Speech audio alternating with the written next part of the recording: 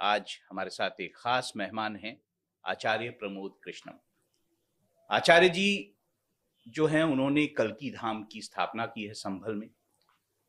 और आचार्य जी का जो शुरुआत राजनीति में उनका रुचि रही है, बहुत जो शुरुआत हुई आचार्य जी की वो कांग्रेस से हुई।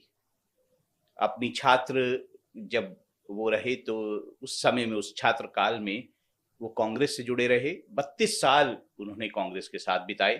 लेकिन हाल ही में कुछ समय पहले से उनका जो कांग्रेस से कुछ नफरत और बीजेपी से प्रेम दिखाई देता है। हमारे साथ हैं, बहुत सारी बातों पर उनसे, बहुत सारे विषयों पर उनसे बात करेंगे। आपका स्वागत है प्रमोद जी, बहुत बहुत स्वागत है हमारे साथ बातचीत में। जी राहुल जी, थैंक यू।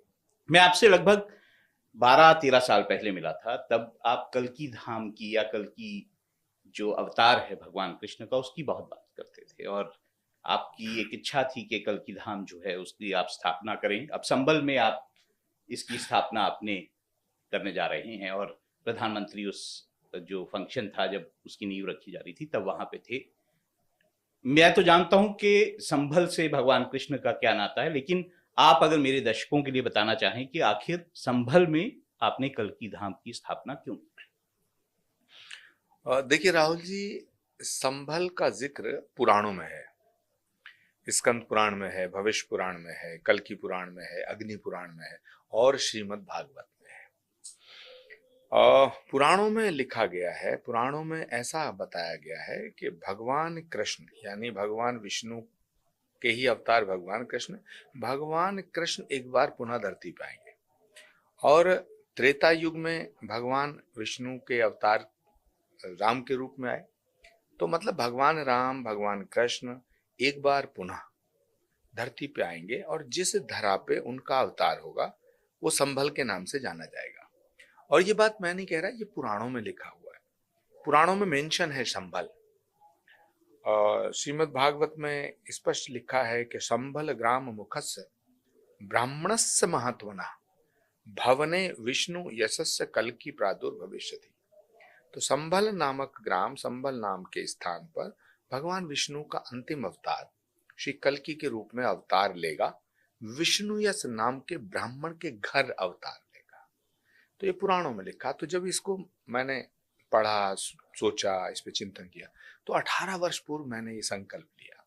वो शुभ दिन आया 2024 में 19 फरवरी को भारत के यशस्वी प्रधानमंत्री जी ने हमारी इस भावना को सम्मान दिया और हमारे इस संकल्प को शक्ति देते हुए भगवान के अवतार से पहले संभल की उस पावन धरा पे श्री कल्की धाम की आधारशिला रखी। मैं जितना आपके बारे में पढ़ा है, मैंने जितना जाना है, ये भी है कि जब आप यंग थे, आपकी बड़ी रुचि थी फिल्मों में। आप जो है एक्टर बनना चाहते थे बॉलीवुड में जाकर। एक एक्टर्स में बड़ी मैंने खास बात देखी है, वो हमेशा चर्चा में बने रहते हैं, खबरों में बने रहते हैं। उसके लिए चाहे कंट्रोवर्सी में रहना हो, आपके साथ भी हमेशा कंट्रोवर्सीज जुड़ी रहती हैं। अब कल्की धाम को लें तो कहा जा रहा है मॉडर्न टाइम में संभल में बड़े मुस्लिम इलाके हैं, बहुत मुसलमान हैं, और आपने फिर कल्की धाम के लिए संभल को चुना।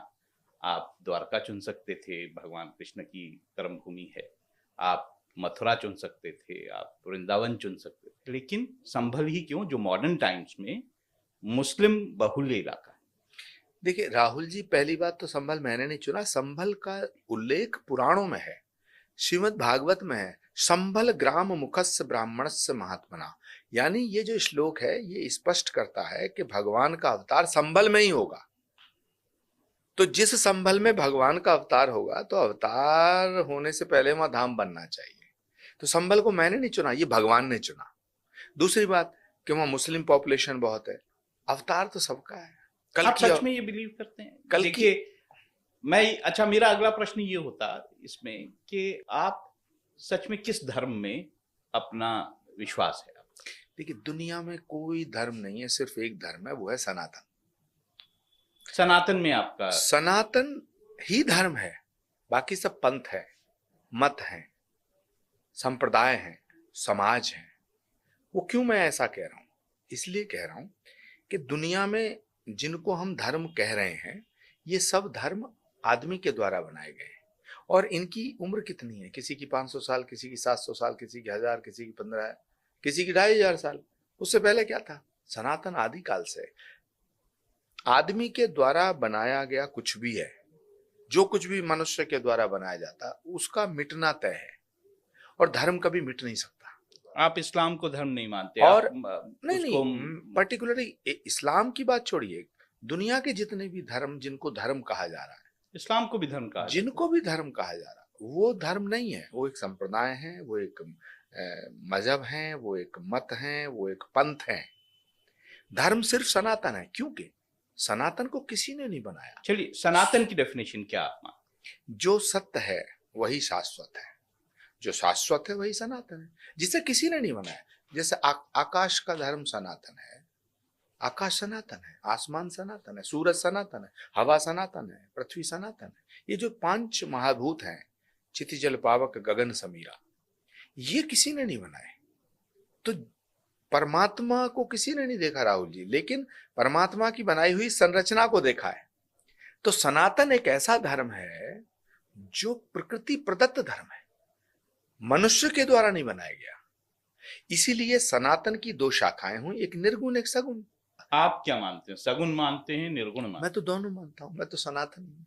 सनातन की दोनों शाखाएं। और आपकी परिभाषा जो सनातन की है, उसमें भारतीय मुस्लिम जो है, मुसलमान है, उनकी क्या भूमिका या क्या जगह देख? देखिए, पहली बात तो सनातन किसी एक कम्युनिटी का धर्म नहीं है, पूरी मानवता का धर्म सनातन है।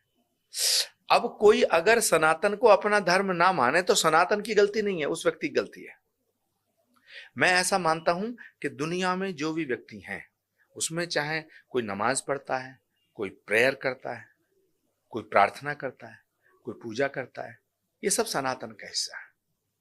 कर्म कांड अलग हो सकता है, विधि विधान अलग हो सकता है, भगवान की प्रार्थना करने का तरीका अलग हो सकता है, लेकिन परमात्मा एक है। जैसे आप दूध से पनीर बना लो, दही बना लो, रबड़ी बना लो, लड्डू बना लो, मावा बना लो, है ना, लेकिन उसका जो बेस है वो दूध है।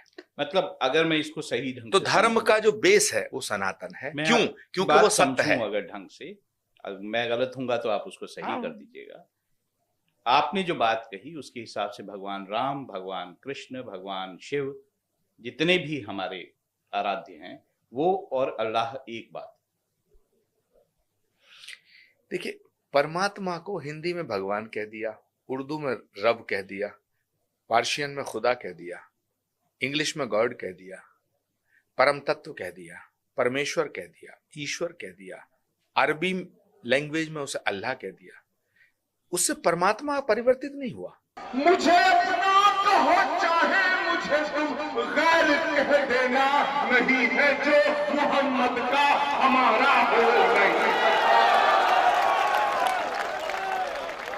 अगर आप सच में ये मानते हैं आचार्य जी, तो मुझे आपका एक भाषण याद आता है, और उसमें आपने कहा, एक का आपने शेर पढ़ा, मुझे अपना कहो चाहे मुझे तुम गैर कह देना, नहीं है जो मोहम्मद का हमारा हो नहीं सकता।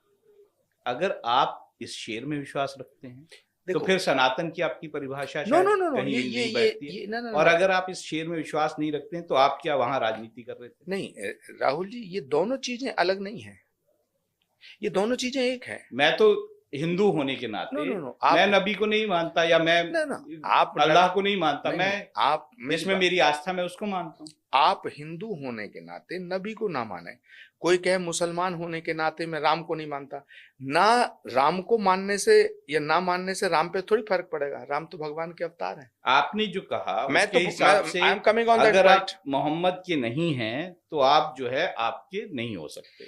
जो ये कहता है, जो राम को समझता है वो मोहम्मद का एहतराम करेगा, और जो मोहम्मद को मानता है वो भगवान राम की पूजा करेगा। यदि कोई कहता है मैं मुसलमान हूं, मोहम्मद को मानता हूं और अल्लाह को मानता हूं लेकिन भगवान को नहीं मानता, तो वो मुसलमान नहीं है। जो व्यक्ति ये कहता है क्यों, और जो हिंदू क्यों मोहम्मद को नहीं मानते या जो हिंदू अल्लाह को नहीं मानते वो हिंदू नहीं। आप मेरी बात को पूरा सुनिए।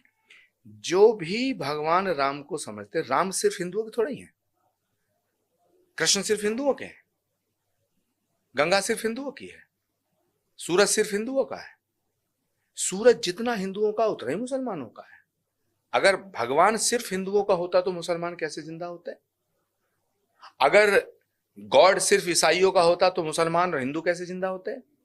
और अल्लाह सिर्फ मुसलमानों का होता तो हिंदू कैसे जिंदा होते? ये सुनिए, ये परिभाषाएं मनुष्य के द्वारा, संकीर्ण सोच के व्यक्तियों के द्वारा बनाई गई हैं। तो आप कहते हैं जो ये चीजें कहते हैं वो संकीर्ण मानसिकता के लोग। बिल्कुल। तो फिर जो लोग आज कह रहे हैं कि कुंभ में मुसलमानों की एंट्री नहीं होनी चाहिए, आप उनको संकीर्ण मानसिकता का मानते हैं? देखिए, कुंभ में उसकी एंट्री होनी चाहिए जिसकी कुंभ में श्रद्धा हो। अगर किसी की श्रद्धा नहीं है, जो लोग कह रहे हैं कुंभ में मुसलमानों की एंट्री नहीं होनी चाहिए, वो उन्हें ये पता है कि जो कुंभ में लोग जाना चाहते हैं वो आस्था के आधार पे जाना चाहते हैं, श्रद्धा के आधार पे, या वहां गुंडागर्दी करने जाना चाहते हैं। आप तो ये मानते हैं हिंदू जो है अल्लाह हिंदुओं के भी हैं, आप ये मानते हैं परमात्मा मुसलमानों के भी हैं। पक्का। अगर आप ये मानते हैं तो सब धर्मों की एंट्री होनी चाहिए। बिल्कुल होनी चाहिए, लेकिन जिनकी श्रद्धा नहीं है, जो वहां विवाद, मुसलमानों, अगर मेरी अल्लाह में श्रद्धा है तब भी मेरे को वहां एंट्री होनी चाहिए, अगर मेरी राम में श्रद्धा है तब भी होनी चाहिए। नहीं, अगर कोई आदमी वहां जा रहा है और वो कह रहा मेरी कुंभ में आस्था है, कोई कहता मेरी गंगा में आस्था है, कोई कहता मैं सनातनी हूं, तो मुसलमान हो या ईसाई पादरी हम सबका स्वागत करेंगे। निषेध का नाम धर्म नहीं है, स्वीकार का नाम धर्म है। निषेध का नाम सनातन नहीं है, स्वीकार का नाम सनातन है। वक्फ बोर्ड की भी बहुत बात हुई। अब धर्म का मैं पूरा एक जो बातें हो रही हैं उसको पूरा कर देता हूँ। धर्म से रिलेटेड या फिर आस्था से रिलेटेड या फिर सनातन से रिलेटेड वक्फ बोर्ड के बहुत दावे किए गए। उन्होंने कहा, कुछ लोगों ने ये कह दिया कि कुंभ में जो जमीन है, कुंभ उस जमीन पे हो रहा है जो वक्फ बोर्ड की है। इस तरह के जब दावे किए जाते हैं तो आपका क्या विचार होता है? ये बेवकूफी है, मूर्खता है, पॉलिटिक्स है। जमीन तो भारत की है, जमीन बाबर की और औरंगजेब की और तैमूरलंग की थोड़ी है। अगर बाबर, औरंगजेब, तैमूरलंग भारत की भूमि को अपने साथ ले गए होते, उनकी होती तो, या फिर लाए होते, तो भारत की भूमि की जो बात हो रही है, भारत की भूमि पे भारत का अधिकार है, और भारत की भूमि पर फैसला लेना भारत सरकार का अधिकार है। भारत की जनता की जमीन है, उसमें चाहे कोई भी पैदा हुआ, अगर हिंदू भी भारत में पैदा हुआ, वो भी, मुसलमान भी। मुसलमान और हिंदू और सिख, ईसाई, ये जो विषय है ना, ये सिर्फ पूजा पद्धति के ऊपर आधारित है। इसको अगर विराटता से लें तो पूरा विश्व सनातन है। इसीलिए तो उपनिषद कहता है, अयम निजय परो वेति गणना लघु चेत साम उदार चरित नान्तु वसुधैव कुटुम्बकम। हमने तो पूरी वसुधा को एक परिवार माना है। तो जो सनातन पूरी वसुधा को एक कुटुंब मानता है, वही तो असली धर्म है। जो कहता है कि ना मैं अलग, तुम अलग, ये अलग, वो। अब भारत में जब चुनाव होता है, लोकतंत्र में चुनाव होता है, तो एक पार्टी वाले कहते हैं भी हमें वोट दो, दूसरी पार्टी वाले कहते हैं हमें वोट दो, तीसरी बार। लेकिन जब प्रधानमंत्री बन जाता है, वो तो भारत को रिप्रेजेंट करता है। अगर कोई भारत में रहने वाला व्यक्ति कहे जी मैं तो नरेंद्र मोदी को प्रधानमंत्री नहीं मानता, तो इसमें मोदी जी की गलती थोड़ी है, इसमें तो उस व्यक्ति की गलती है। वो प्रधानमंत्री तो भारत के हैं। नहीं, फिर अगर आप वो बात करेंगे तो फिर मुझे एक और बात याद आ जाएगी। आप दो बात याद करिए। आपने कहा, ये 2020 की बात है, आपने कहा मैं वोट कर रहा हूं, कि प्रधानमंत्री किसी मस्जिद में गए। ये आपके वर्ड्स हैं, मेरे नहीं। ये 2018 में हुआ था, क्योंकि आप 2020 में कह रहे थे, उससे पहले वो एक ही उसमें गए थे, सैफी मॉस्क थी इंदौर में, जहां गए थे प्रधानमंत्री नरेंद्र मोदी। आपने कहा फरीबी हैं, चूहे खा के 900 बिलौटा, हज को भी जाने लगा। नहीं, ये मैंने मैं कुछ भी ऐसा कोट नहीं करूंगा जो मैं दिखा नहीं सकूंगा। एक सेकंड, ये जो मैंने कहा, ये मैंने आप उस पर्टिकुलरली प्रधानमंत्री मोदी के लिए जो कह रहे हैं, मैंने मोदी जी का नाम कहाँ लिया इसमें? आपने कहा ये तो सुनिए 900 चूहे खा के बिल्ली हज को चली, ये तो गांव की कहावत के लिए कहा ना। आपने कहा प्रधानमंत्री किसी मस्जिद में गए, और फिर आपने ये कहा कि आपने उनको फरीबी कहा चूहे खाकर 900। जो है बिलौटा हज पे जाने लगा। राहुल जी ये मैं ये तो जो आपके वर्ड्स में दिखा दूंगा। आप बिल्कुल ठीक कह रहे हैं, आप जो कह रहे हैं अपनी जगह, लेकिन मैंने मोदी जी के लिए ये कहा, ये कैसे कह सकते हैं मैं आपको वो सुनवा दूंगा ना। आप सुनवा दीजिए। हाँ, मैं बिल्कुल उसको, जब ये इंटरव्यू होगा तो आप बीच में मैं लगाऊंगा कि आपने कहा। वजीर आजम किसी मस्जिद में गए हैं, लोगों ने कहा साहब बड़ी अच्छी बात है, मैंने कहा बहुत अच्छी बात है, मैंने साहब कुछ लिख दिया उसमें, सुनिए। फरेबी है चूहे खाकर के 900,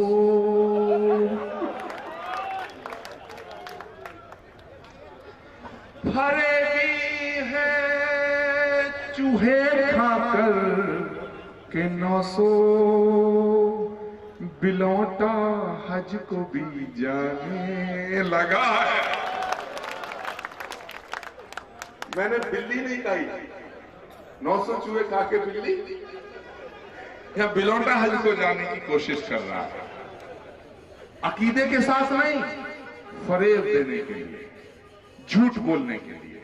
बिल्कुल बेफिक्र करिए। दूसरी बात यह है कि जिस समय ये घटना घटी है, आप जो कह रहे हैं 2020 या 2019 की, ठीक है, और अगर ये मैंने कोई ट्वीट किया है और उसमें मैंने मोदी जी को कहा है तो आप मुझे जरूर दिखाइए। हमें ट्वीट नहीं है, ये तो बकायदा आपकी वाणी है। अगर ये बात मैंने कही है, अगर मैंने कही तो मैं उससे बिल्कुल नहीं हटूंगा। अब क्योंकि हमने धर्म, अध्यात्म, इन सब की बातें कर दी, मैं थोड़ा पॉलिटिक्स पे जाना चाहूंगा। आप केवल धर्म तक ही सीमित नहीं है, आप पॉलिटिक्स में रहे हैं, तो पॉलिटिक्स आपके लिए इंपॉर्टेंट है। कांग्रेस नेताओं को आप क्या मानते हैं? हिंदुओं के लिए अच्छा मानते हैं, बुरा मानते हैं? आप उनके नेताओं को हिंदू मानते हैं, नहीं मानते हैं? नहीं, कांग्रेस पार्टी एक बहुत अच्छी पार्टी है, बहुत बड़ी पार्टी है। कांग्रेस पार्टी ने देश की आजादी में बहुत बड़ी भूमिका अदा की है। कांग्रेस के बड़े नेताओं के बलिदान देश के लिए हुए हैं। कांग्रेस कोई अछूत या बुरी पार्टी नहीं है। कांग्रेस ने इस देश को आजादी दिलाने में महत्वपूर्ण भूमिका निभाई, लेकिन प्रॉब्लम यह है कि वो जो कांग्रेस जिसने देश को आजादी दिलाने में भूमिका निभाई, जिस कांग्रेस के नेताओं ने बलिदान दिए, आज की जो कांग्रेस है वो उन नेताओं के और उस रास्ते से भटक गई है। कब तो से आपको लगा कांग्रेस भटक गई? मुझे लगा जब से राहुल गांधी के हाथ में कमान आई। राहुल गांधी हिंदुओं को पसंद करते? मुझे नहीं लगता राहुल गांधी हिंदुओं को पसंद करते हैं, क्योंकि खुद ही हिंदू नहीं है। आपने मई 2022 में कहा, प्रियंका और राहुल गांधी से बड़ा कोई हिंदू नहीं जो केदारनाथ पैदल यात्रा कर। प्रियंका गांधी से बड़ा कोई हिंदू है क्या? राहुल गांधी से बड़ा कोई हिंदू है केदारनाथ की जो पैदल यात्रा करते हैं? नहीं, जब मुझे लगा कि राहुल गांधी पद यात्रा कर रहे हैं, पैदल यात्रा कर रहे हैं, तो मैं भ्रमित हुआ कि भाई ये तो बड़ा अच्छा काम कर रहे हैं। तो मैंने, आज आप कह रहे हैं वो हिंदू नहीं? हाँ, नहीं है। देखिए, तब 2022 में क्योंकि आप कांग्रेस के साथ थे, इसलिए वो हिंदू थे। राहुल जी, बिल्कुल, ये भी एक मेरा कर्तव्य था कि मैं जिस पार्टी के साथ हूं उस पार्टी के लीडर को डिफेंड करूं। लेकिन सच बात यह है कि एक व्यक्ति कभी गलत काम करता है, एक व्यक्ति कभी अच्छा काम करता है। तो जब व्यक्ति अच्छा काम करे उसकी सराहना होनी चाहिए, जब व्यक्ति गलत काम करे उसका विरोध होना चाहिए। क्या तो राहुल गांधी जी केदारनाथ जाते हैं तो मुझे उनकी सराहना करने में क्या दिक्कत है? राहुल गांधी आज भी अगर कुंभ स्नान करने जाएंगे, राहुल गांधी रामलला का दर्शन करने जाएंगे, तो मैं उनको अप्रिशिएट करूंगा। ऐसा माने कि आपके विचार जो है स्थिति के अनुरूप बदल जाते? नहीं, मेरे विचार कल भी वही थे, आज भी। मैं कल इस घटना है जो मैंने इसको विचार नहीं कह सकते, इसको किसी घटना पे एक रिएक्शन कह सकते हैं। विचार में और रिएक्शन में फर्क है। क्योंकि मुझे याद है आपके बारे में कि आप राजीव गांधी से, आप ही के वर्ड्स हैं जो आपने एक इंटरव्यू में कहे, आप राजीव गांधी से मिले और उनसे वादा किया कि मरते दम तक कांग्रेस नहीं छोड़ेंगे। आज आप कह रहे हैं, अभी आपने हाल ही में कहा कि अब आजीवन मोदी जी के साथ खड़े होने का संकल्प लेता हूं। तो इसलिए मैंने कहा कि आप क्या जो स्थिति है उसके अनुरूप बदल जाते हैं? देखिए, अगर स्थिति से बदलता तो मैं 2014 में बदलता। नरेंद्र मोदी जी प्राइम मिनिस्टर तो 2014 में हुए। मैंने कांग्रेस थोड़ी छोड़ा, मैंने तो आज भी निभाया वादा। कांग्रेस ने, जब मैं राम मंदिर गया तो मुझे निकाला पार्टी से। जब मैंने प्राइम मिनिस्टर को कल्की धाम के शिलान्यास करने के लिए इनवाइट किया कि भाई भगवान का अंतिम अवतार होगा, कल्की अवतार होगा, संभल की धरती पे होगा, उसी संभल में हम कल्की धाम बना रहे हैं, आपके हाथों से उसका शिलान्यास कराना चाहते हैं, तो उन्होंने स्वीकार किया। और जब जब मैं नरेंद्र मोदी जी से मिला, जब मैं राम मंदिर गया, तो कांग्रेस पार्टी ने मुझे निकाला। मैंने पार्टी थोड़ी छोड़ी, बिल्कुल मैंने अपना वचन नहीं तोड़ा। मैंने राजीव गांधी को जो वचन दिया मैं उस पर कायम था, बिल्कुल। चाहे मेरा दम घुट रहा था, चाहे मैं कितना भी अंदर विरोध हो रहा था, लेकिन मैं कायम था। डेमोक्रेसी मानते हैं कि कांग्रेस में डेमोक्रेसी है, नहीं है? नहीं है। फिर 2022 में आपने क्यों कहा कांग्रेस में इंटरनल डेमोक्रेसी है, जो सोनिया गांधी, राहुल गांधी, प्रियंका गांधी के नेतृत्व पर सवाल उठाने की आजादी देती है? कांग्रेस के अंदर इनर डेमोक्रेसी है, आंतरिक लोकतंत्र है। कांग्रेस के नेता आदरणीय सोनिया गांधी, राहुल गांधी जी, प्रियंका गांधी जी, जो उनके नेतृत्व पे भी सवाल उठाते हैं, कांग्रेस में उन्हें भी बोलने की आजादी है। यहाँ ऐसा नहीं है बीजेपी में अगर कोई मोदी जी के खिलाफ बोलेगा तो हम पार्टी से बाहर निकाल दी जाएगा। कांग्रेस पार्टी एक बहुत बड़ी पार्टी है। भारत को अगर सच मायने में कोई रिप्रेजेंट करती है पार्टी, वो कांग्रेस पार्टी है। जब तक डेमोक्रेसी थी, जब तक थी, उसके बाद उन्होंने आपको निष्कासित कर दिया। ऐसी नहीं डेमोक्रेसी नहीं कांग्रेस में? मैं ऐसा मानता था कि वहां स्वतंत्रता है, मैं ऐसा मानता था। वो आप तब मानते थे जब आपके सामने, ये भी आपने कहा, सीताराम केसरी को हटाया, गुलाम नबी आजाद को हटाया, अर्जुन सिंह को हटाया, जितेंद्र प्रसाद को हटाया, सोनिया गांधी के कहने पे हटाया, ये आपका बयान है। और फिर आप ये कहते हैं कि वहां पे डेमोक्रेसी, इंटरनल डेमोक्रेसी है। नहीं, 2022 में आप कहते हैं। दोनों बातें आप साथ देखिएगा। जिस समय सीताराम केसरी अध्यक्ष थे तो उनके सामने चुनाव लड़ा गया, राजेश पायलट चुनाव लड़े और शरद पवार चुनाव लड़े। जब सोनिया गांधी अध्यक्ष का चुनाव लड़ी तो जितेंद्र प्रसाद चुनाव लड़े। तो ये तो डेमोक्रेसी की पहचान है।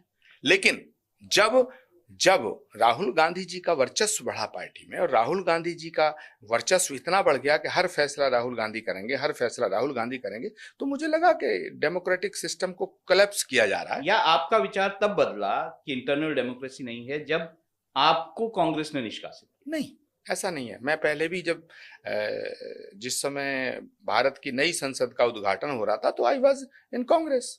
जब 3 तलाक हटाया गया, जब भारत की नई संसद का उद्घाटन हुआ तो मैंने नरेंद्र मोदी जी की तारीफ की। जब 3 तलाक हटाया गया मैंने नरेंद्र मोदी जी की तारीफ की। जब राम मंदिर का फैसला आया तो मैंने प्रधानमंत्री की तारीफ की। तब तो मैं कांग्रेस में था। तो मैं इनर डेमोक्रेसी थी, या ये कहिए कि उस समय मेरे खिलाफ कोई षड्यंत्र चल रहा होगा, तो मुझे निकालना ना निकालना ये अलग विषय है। लेकिन इंटरनल डेमोक्रेसी और इनर डेमोक्रेसी जिसको हम कहते हैं, विषय तो मिलता है। क्योंकि मैं बताता हूं, बीजेपी में शत्रुघ्न सिन्हा, यशवंत सिन्हा, ये सारे लोग ऐसे थे जो पार्टी के खिलाफ बोल रहे थे, लेकिन बीजेपी ने उन्हें नहीं हटाया। ये डेमोक्रेसी का हो सकता है, इंटरनल डेमोक्रेसी का एक जो है उदाहरण हो सकता है। लेकिन आपने पहले बोला कि इंटरनल डेमोक्रेसी, और उसके बाद जब आपने कुछ कहा तो आपको निकाल दिया गया। ये शायद कॉन्ट्रडिक्टरी। देखिए, पहली बात, मैं भाजपा में अभी भी नहीं हूं। मैं तो मानता नहीं, मैंने कहा भी नहीं। मैंने तो भाजपा की सदस्यता ली नहीं है। तो मुझे जो लगा मैंने वो बोला। तो सवाल इस बात का है कि जब मुझे जो अच्छा लगा मैंने उसकी सराहना की, जब मुझे बुरा लगा मैंने उसका, जब मुझे गलत लगा मैंने उसका विरोध किया। तो ये तो मेरी स्वतंत्रता है। चलिए, अब ये कहते हैं कि आपको जो जो बुरा लगा वो अभी भी बुरा लगता है कि नहीं? आपने कहा राहुल गांधी कांग्रेस को तबाह कर देंगे। आपने कहा राहुल गांधी को बताना चाहिए कि वो चीन के साथ हैं या भारत के, उन्हें चीन में जाकर राजनीति करनी चाहिए। ये सब आपके विचार हैं? हाँ, मेरे विचार है। जब वो भारत से बाहर जाते हैं, वो नहीं, कोई भी व्यक्ति, अगर कोई भारतीय जनता पार्टी का नेता भारत के विरोध में बोलेगा तो मैं उसका भी विरोध करूंगा।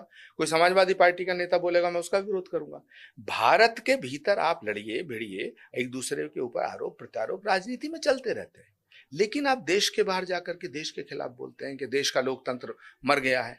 आपके हिसाब से अदालत फैसला कर दे तो अदालत जिंदा है, न्याय जिंदा है, इंसाफ जिंदा है। और अगर फैसला आपके खिलाफ आए तो इंसाफ मर गया। राहुल गांधी को आप 2020 में मुंबई में डिफेंड कर रहे थे इन्हीं सब चीजों के लिए। जब बीजेपी हमला करती थी कि राहुल गांधी जो है, जो पाकिस्तान के नेता हैं, वो राहुल गांधी के फेवर में बोलते हैं, तो आपने ये डिफेंड किया राहुल गांधी कि नहीं नहीं ऐसा नहीं है। अगर पाकिस्तान के नेता जो है राहुल गांधी के फेवर में बोलेंगे तो फायदा किसको होगा?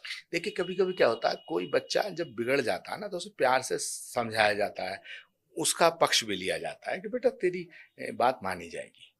तो मैं जब कांग्रेस में था तो राहुल गांधी को एकदम से थोड़ी उसका गला घोटने को तैयार हो जाता। मैंने कोशिश की और कोशिश की 10 साल लगातार कि Rahul Gandhi ji anti nation, anti religion, anti Sanatan, anti Hindu ना बोले। बीजेपी के बारे में एज ए पार्टी बीजेपी को आप कैसा मानते हैं? अच्छा मानते हैं, बुरा मानते हैं, खराब मानते हैं? मुझे लगता है बीजेपी एक ऐसा संगठन है जिसका जो उद्देश्य है वो राष्ट्रीय एकता और सनातन को सशक्त करना है। सच में आप ये मानते? नहीं, डेफिनेटली। मैं तो जब कांग्रेस में था, मैं 2019 का चुनाव राजनाथ सिंह के खिलाफ लड़ा लखनऊ में। मुझसे पूछा आरएसएस के ऊपर सवाल, तो मैंने कहा कि आरएसएस को राष्ट्रद्रोही नहीं कहा जा सकता, आरएसएस तो राष्ट्रभक्त संगठन है। तो फिर आपके ये विचार क्यों रहे 2022 में? पहले मैं 2020 का बोलूंगा, फिर 2022 का बोलूंगा, ठीक है? 2020 में आपने कहा बीजेपी से नोटबंदी के लिए माफी मंगवानी चाहिए।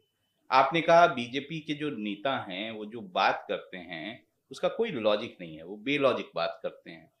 आपने कहा कि तुम्हारी जो पार्टी के रहनुमा हैं, बुजुर्ग हैं और संस्थापक हैं, वो आज़ादी की लड़ाई के वक्त अंग्रेजों की दलाली कर रहे थे। आपने कहा वतन के गद्दारी करने वालों को मुसलमानों से वतन परस्ती का सबूत मांगने देने लेने का कोई हक नहीं है।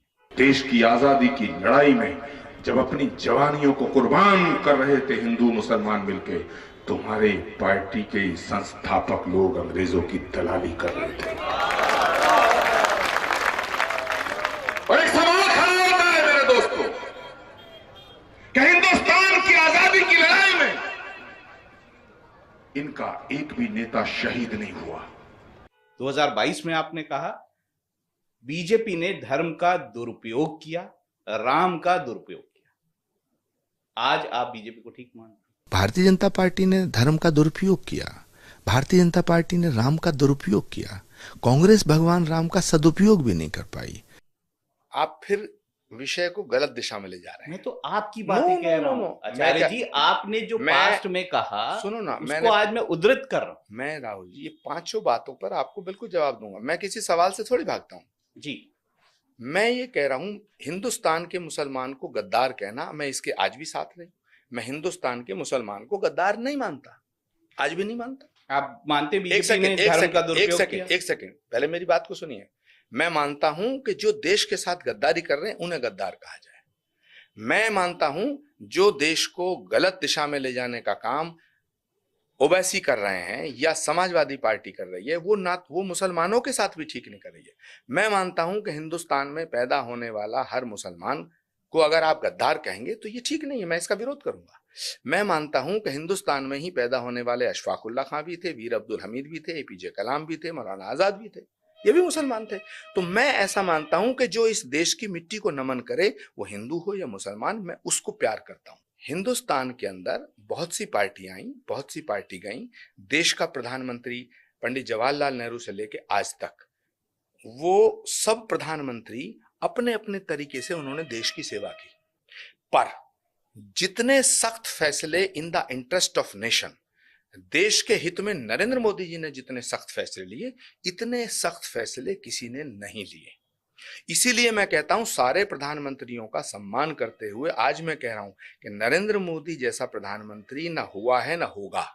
तो ठीक है, आपके से 2 पॉइंटेड सवाल मेरे हैं। क्या आप दोनों बातें मानते साफ कर हैं? दें। मैं बिल्कुल पॉइंटेड और उसके पॉइंटेड आंसर चाहता हूं। क्या आप मानते हैं कि बीजेपी ने धर्म का दुरुपयोग किया? क्या आप मानते हैं कि उन्होंने राम के नाम का दुरुपयोग किया?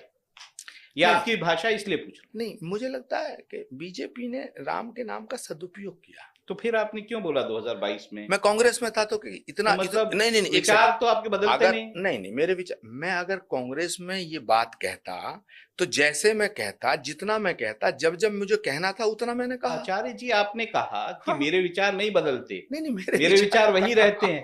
तो जब आप कांग्रेस में तब भी विचार वही होने चाहिए, जब आप यहाँ हैं वहां पे विचार मेरे देखिए कि बीजेपी का धर्म का दुरुपयोग कर रही है, भगवान राम का दुरुपयोग कर रही है। मैं बता, आपने कहा नोटबंदी के लिए माफी मांगनी चाहिए बीजेपी को। पहली बात तो आप बताइए मांगनी चाहिए नहीं मांगनी चाहिए? पहली बात कोई भी पार्टी जब कोई फैसला लेती है वो एक व्यक्ति तो लेता नहीं है, उसमें बहुत से नेता होते हैं, फिर उनके बयान आते हैं। तो मान लीजिएगा कांग्रेस के किसी नेता का बयान या भाजपा के किसी नेता का बयान मुझे ठीक नहीं लगा, तो मैं जब लिखूंगा, मैं जब बोलूंगा, तो अपनी भावनाओं को अभिव्यक्त किन शब्दों में करूंगा।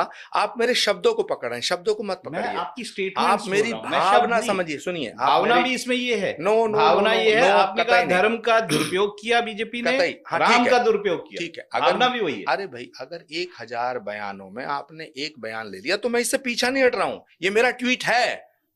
बीजेपी में कुछ नेता ऐसे हैं, ऐसे थे जिन्होंने धर्म का दुरुपयोग करने का प्रयास किया, ये उनके लिए है।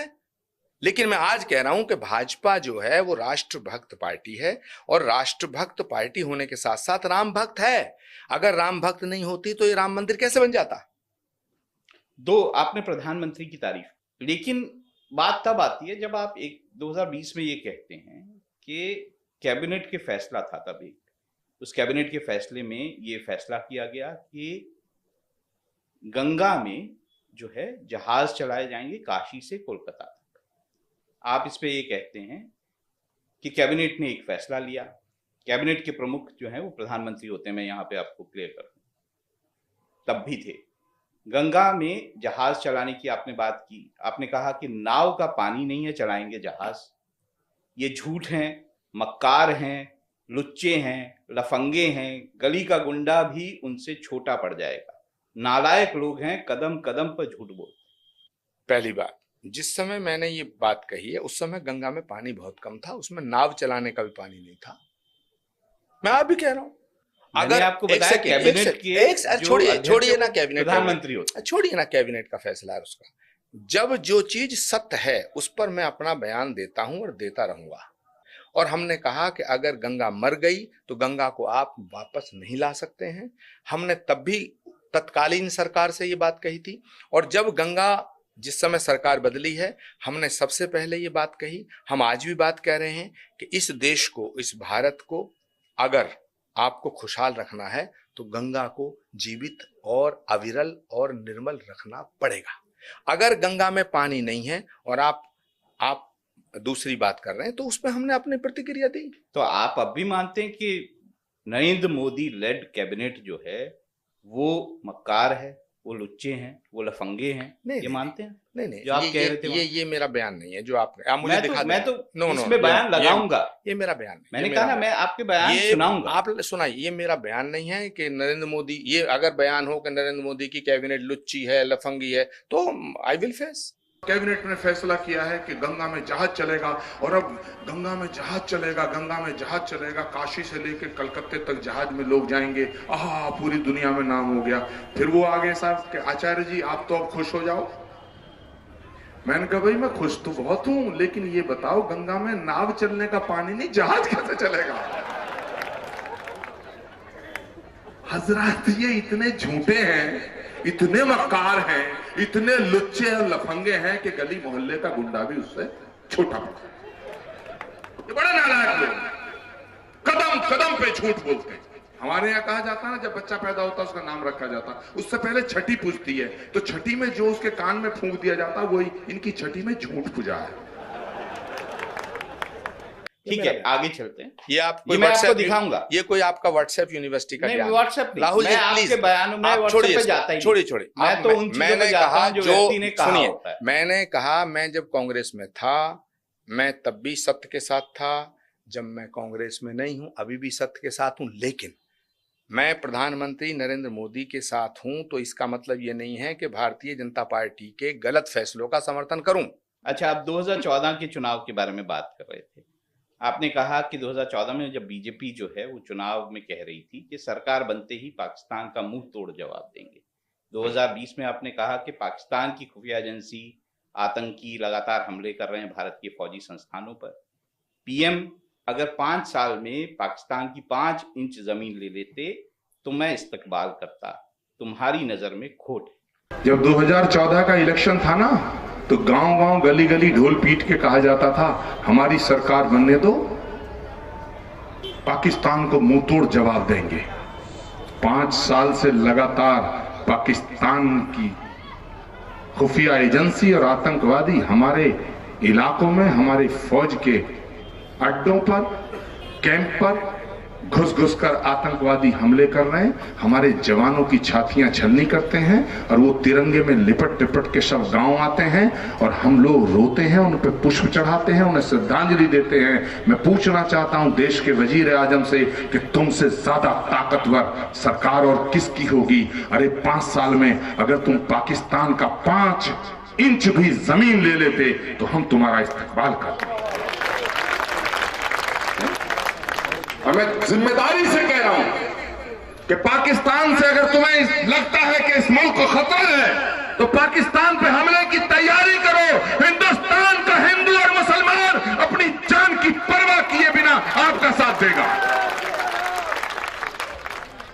यकीन है अपने देश के तमाम लोगों पर। तुम्हें इस देश की मिट्टी पे यकीन नहीं? तुम कहते हो तुम देश के खिलाफ बात करते हो, किसी को गद्दार बताते हो, किसी को कुछ बताते हो। अरे मुझे आज तक इस देश की मिट्टी से पैदा होने वाला कोई भी आदमी इस देश का गद्दार नजर नहीं आया। तुम्हारी नजर में खोट है। देखिए, सवाल इस बात का है कि पाकिस्तान और हिंदुस्तान के अंदर और पाकिस्तान के अंदर एक दूसरे में बहुत बड़ी दुश्मनी, उसका कारण है कि एक ही देश से 2 देश बने। तो अगर हम ये कहते हैं कि हम पाकिस्तान को उड़ा देंगे तो फिर सवाल तो खड़ा होगा कि भी उड़ाओ, सवाल तो खड़ा होगा। तो उस समय ये सवाल मैंने किया तो ये मेरा सवाल बिल्कुल ठीक था। एक बात की तारीफ आचार्य जी कहूंगा कि आप किसी सवाल का जवाब देने से डरते नहीं है, ये बात जरूर तारीफ के काबिल है। आप मेरी देखिए राहुल जी, आप मुझसे कुछ भी सवाल करिएगा, मैं उससे क्यों डरूं? मैं क्यों डरूं? अगर मैंने कोई बात, मैं भी मनुष्य हूं, भगवान थोड़े ही हूं। अगर मैंने कोई बयान दिया या मैंने कोई बात कही, मान लीजिएगा मुझे आपकी कोई बात अच्छी नहीं लगी तो मैं उसका विरोध भी ना करूं, और अगर मुझे आपकी बात अच्छी लगी तो मैं उसका समर्थन नहीं करूं, तो फिर मैं कहां रह गया? इसलिए नरेंद्र मोदी जी के जो फैसले अच्छे थे, जब मैं कांग्रेस में था तो मैंने इतना साहस तो किया कि मैंने प्राइम मिनिस्टर मोदी के फैसलों की सराहना की। किसी और नेता से कहो ना, करके देख ले। आलोचना भी की, आलोचना भी की, क्यों नहीं की? और नरेंद्र मोदी जी के अंदर तो ये विराट था। जब मैं उनसे मिला तो मैंने उनको कहा कि मैंने तो आपके खिलाफ को भाषण दिए। उन्होंने कहा नहीं, वो तो ठीक है, मैं तो, आपका काम अच्छा, आप सनातन के लिए कार्य कर रहे हैं, कल की धाम बना, ये मोदी का कलेजा है। बिल्कुल। आप, एक बात तो है आप कल की धाम का जो काम कर रहे हैं प्रशंसनीय है, दूसरा ये कि आप राजनीति में अपने आप को आने वाले दिनों में कहाँ देखते? अभी मेरा जो ध्यान है वो श्री कल की धाम के निर्माण पे है, और अभी जब तक कल की धाम का निर्माण नहीं हो जाता है तो मेरा ध्यान और इधर उधर जाने का कोई सवाल ही नहीं है। ना मैं अभी चुनाव लड़ना चाहता हूँ, ना मैं कोई पद लेना चाहता हूँ, ठीक है। मैं अभी कल की धाम पे अपना पूरा फोकस रखना चाहता हूँ, बिकॉज ये बहुत बड़ा संकल्प है। भगवान के अंतिम अवतार का, सनातन के अंतिम अवतार का धाम, उनके अवतार से पहले बनाने का निमित्त हमको भगवान ने बनाया है, और हमारे संकल्प को शक्ति देने का काम भारत के प्रधानमंत्री आदरणीय मोदी जी ने किया है। अगर नरेंद्र मोदी, और एक बात और बता दूं, इस देश के प्रधानमंत्री अगर नरेंद्र मोदी नहीं होते तो ना तो 370 हटती, ना राम मंदिर बन पाता, और ना कल की धाम का शिलान्यास हो पाता। ये कल की धाम के शिलान्यास का पूरा श्रेय अगर किसी को है तो प्राइम मिनिस्टर नरेंद्र मोदी को है। आचार्य जी, हमसे बात करने के लिए बहुत बहुत धन्यवाद। धन्यवाद कि आपने इतने सारे जो सवाल थे उनका भी बाकी से जवाब दिया। नहीं, धन्यवाद आपका कि आपने कोई कसर नहीं छोड़ी मुझ पे हमला करने की, लेकिन मैं मेरा काम है हमलों का स्वागत करता हूँ। मेरा काम है पत्रकार की तरह कि मैं हर वो सवाल पूछूं जो जिज्ञासा मेरे मन में या दर्शकों के मन में है। तो ये थे आचार्य प्रमोद कृष्णम जो हमारे से बात कर रहे थे। उन्होंने हर सवाल का जवाब दिया। शायद मैं आपके मन में उठते हुए सवालों को भी उनसे पूछ पाया। इस बातचीत में इतना ही। बहुत बहुत धन्यवाद। Thank you Rahul ji, thank you very much.